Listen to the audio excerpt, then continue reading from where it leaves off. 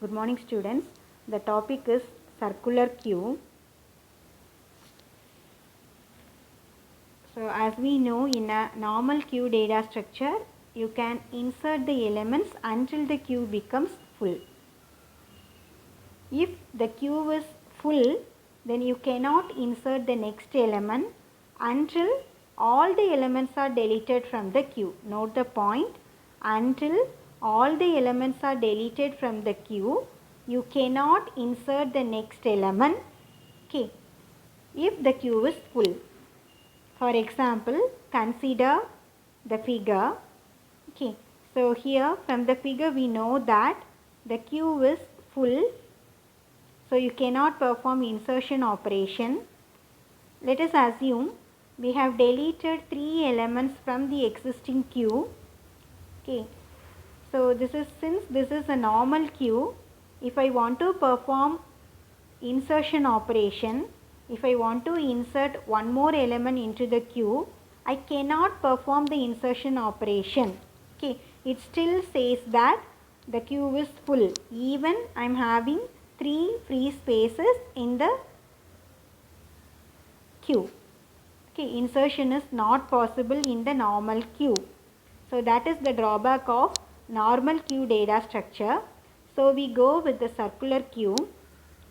So what is circular queue? It is a linear data structure in which the operations are performed based on FIFO principles, but the last position is connected back to the first position to make a circle. That's why it's called as circular queue. See the figure, both the front and rear end. Okay, so they are formed as a circle. The last element points to the first element. Always the insertion takes place at the rear end.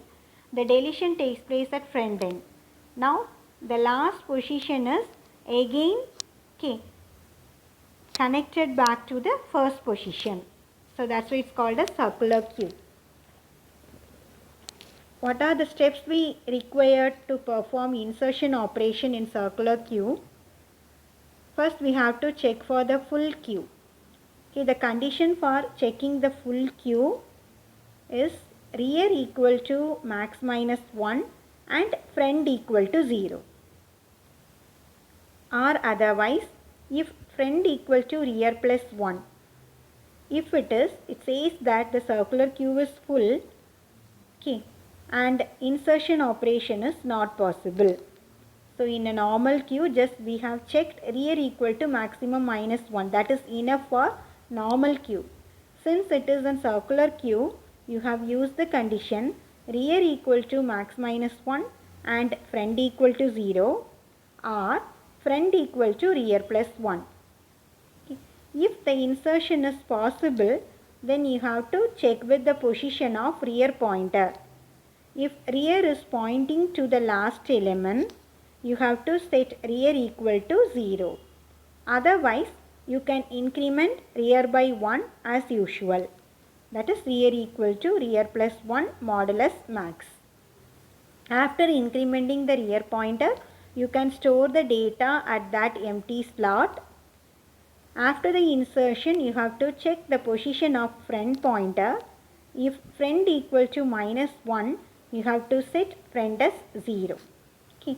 So see the figure.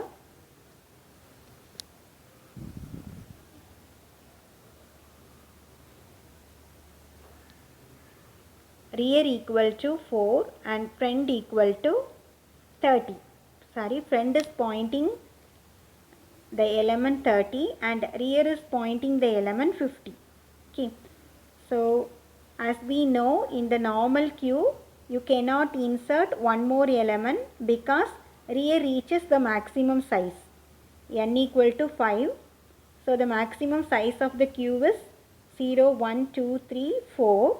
So you cannot insert one more element into that queue in a normal queue data structure.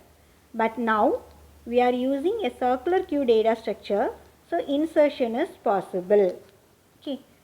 If the rear is pointing the last element, if the rear is pointing the last element, you have to set rear equal to 0. That's why I am setting the rear value to 0, and at that position you can insert the element 60 there.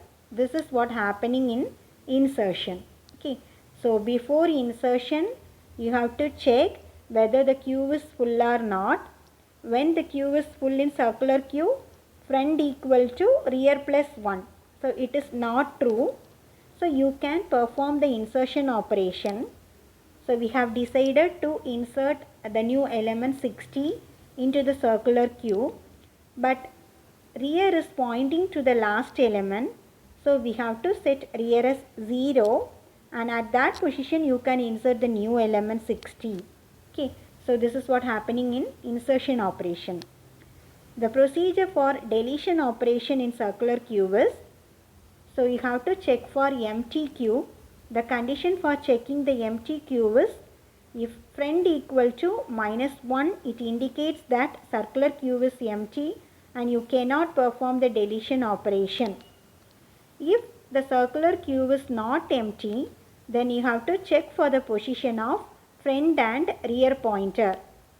If front and rear both are pointing to the same element, then after performing the deletion operation, you have to set front and rear equal to -1. Okay, you have to make that circular queue as empty. Okay, so if front equal to maximum -1, that is if the front is pointing to the last element, then after fetching the element, after fetching the deleted element, you have to make front as 0. Otherwise, you can increment front by 1. Okay, so see the figure. So we are performing the NQ of 14 in the empty circular queue. Since this is the first element, both front and rear pointers are pointing to the same element. The second step, we are inserting the element 22. So what is the procedure? We are checking for the full condition, whether queue is full or not. Since the queue is not full, you can increment the rear pointer, and at that free slot you can insert the element 22 over there. Again the NQ operation. So as usual, we are incrementing the rear pointer and we get the free slot. At that free slot you can insert the element 13. Again the insertion takes place. -6 is inserted in the circular queue. The next operation is, we are doing deletion operation. So deletion takes place at front end side. Since the front points to the element 14, after deleting the element 14, front is incremented and front now points to 22. Again we perform the deletion operation. So now front points to the element 22. So 22 is deleted and you are incrementing the front pointer. So now front pointer points to the element 13. Again NQ operation. So rear points to -6. So you have to increment the rear pointer and you can use that free slot to hold the element 9. Again NQ. In the previous figure, the rear points to 9. So to insert the element 20, you have to increment the rear pointer by 1, and in that free slot you can insert the element 20. Again NQ. Okay, so we know that the rear reaches maximum -1. Okay, so we are incrementing the rear pointer by 1 and we are inserting the element 5 over there. Okay, like that insertion and deletion takes place in circular queue.